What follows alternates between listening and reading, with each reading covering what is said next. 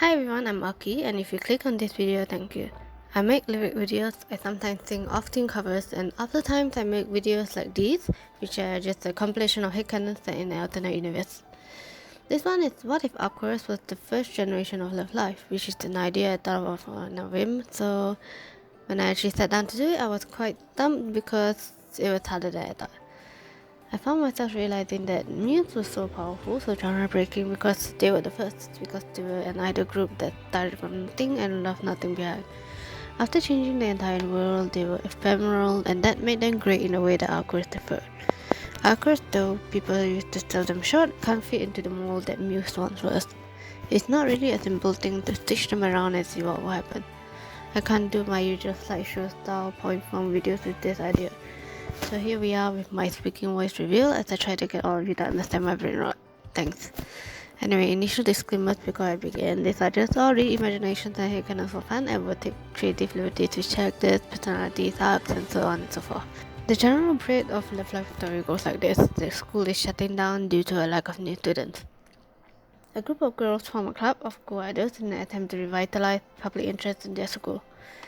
Takami Chika is a fan of co-idols, so Chika starts off hardly as passionate, confident, and Honaka.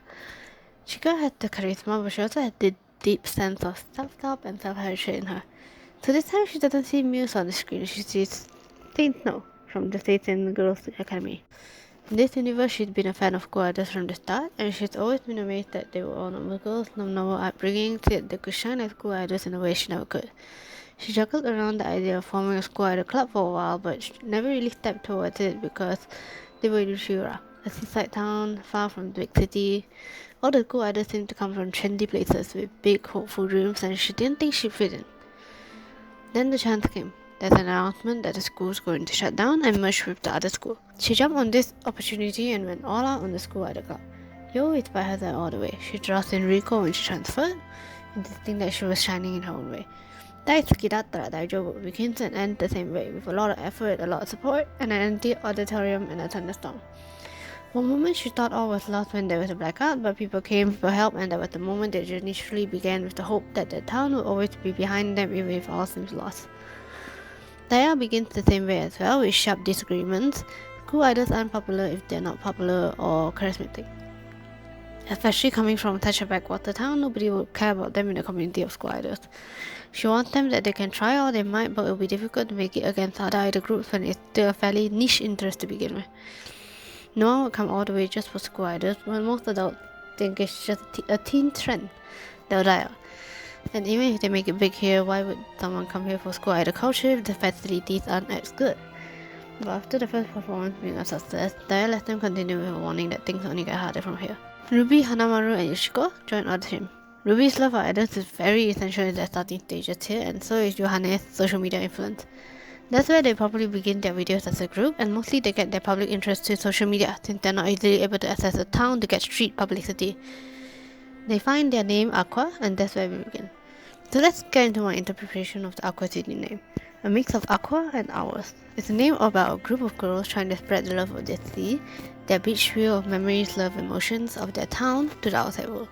You can also interpret the sea as their horizons. If they want their dreams, their feelings, and their names to spread out far and beyond the horizon, just like the sea they always pass by. They want their legacy and for school idolhood to continue on from them forever to a horizon they've yet to see. Daisuki dattara daijoubu is a song about them starting out. They believe that they'll be able to go on because they were doing what they love and that what matters most, their passion. And they let this drive on them onward. Their next key song is Yumede Yozra wo Terashitai. It's a song they sing when they've gotten a better grasp of what they want to do with the passion, their direction towards the dream ahead, and their drive to achieve it. This song, when they make a music video, is also their era of trying to figure out what their group's theme is. They also go through this phase of trying out as a unit with a strong character, like the whole Little Devil thing. They have a whole era of videos that get them in trouble with Daya until they finally settle on the theme of an idol unit that want to spread their love of this town.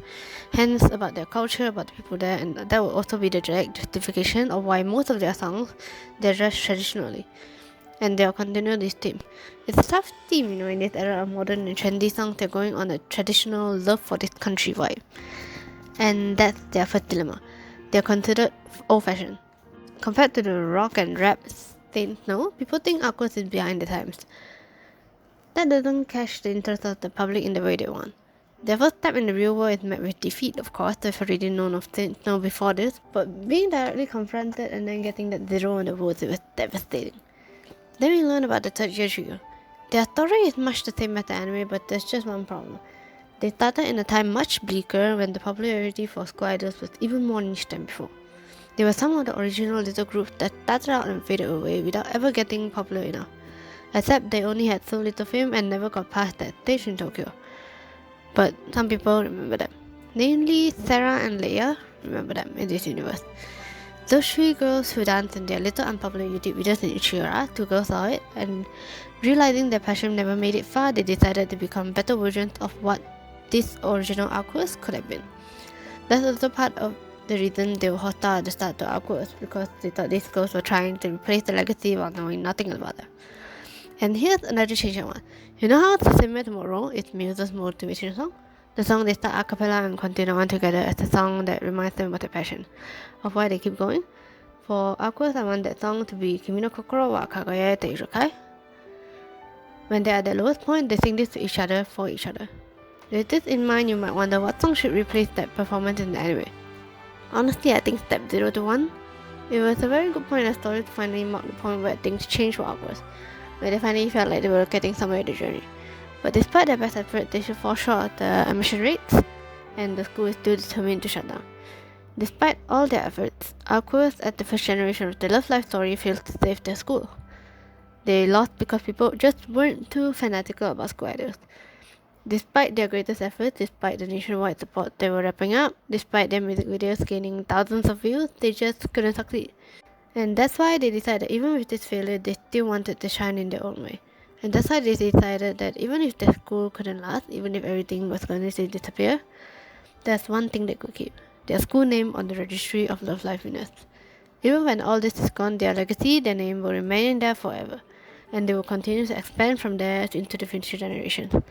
They want to do everything they can do. It's with this determination that they change the history of school idols forever. To bring themselves up on this new determination, I actually want a story arc here for Hanamaru. She's the one that's been stepping out of her comfort zone all this time.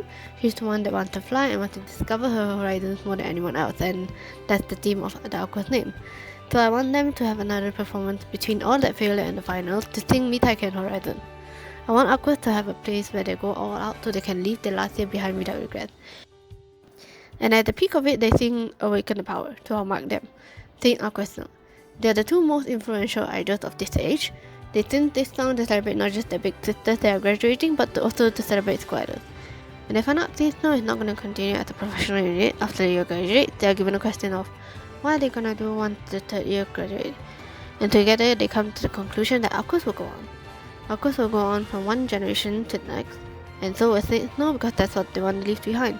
The legacy of how fun, how meaningful school idols can be. How this dream doesn't end, doesn't get erased. Aqours' huge music performance ends, of course, with their trip to see their stars together and them shutting down school, setting up the campfire. Then their final official life together, Water Blue Nova. The stage that changed school idols forever and will be remembered as the winning song of a school, of a club, of a group of girls that can no longer be found. Though their story ended with their school yet to be saved, they passed their determination on to the next generation, to the hopes of a future where school idols continue to be a strong, powerful, and ephemeral passion for high schoolers. Their last song as a 9-person unit should be Thank You Friends and number 10. To thank not just the people of their town for all their support, but also their growing viewership that has probably exploded at this point, making them absolutely the viral idol unit of the time, for being their invisible 10th member that came with them this far. Of course, their farewell to the 3rd years is followed immediately by their first song as New Aqours, Make Sparkling. Though their members change, people always remember the group of 9 who started off as small and single puddle of water, spread out far and wide beyond the ends of the imagination, creating a legacy that affected the entire world just like the sea. They made school idols a concept that could not be ignored, and their relentless love for what they do will continue to inspire more to do the same in the future. The school no longer exists, and that first version of Aqours will never be found again.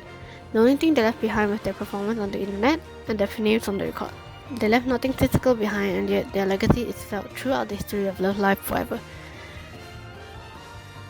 And that's how the story of Aqours ends. I hope you enjoyed my alternate take on Love Life. What if Aqours to the first generation of Love Life? And I hope my lips,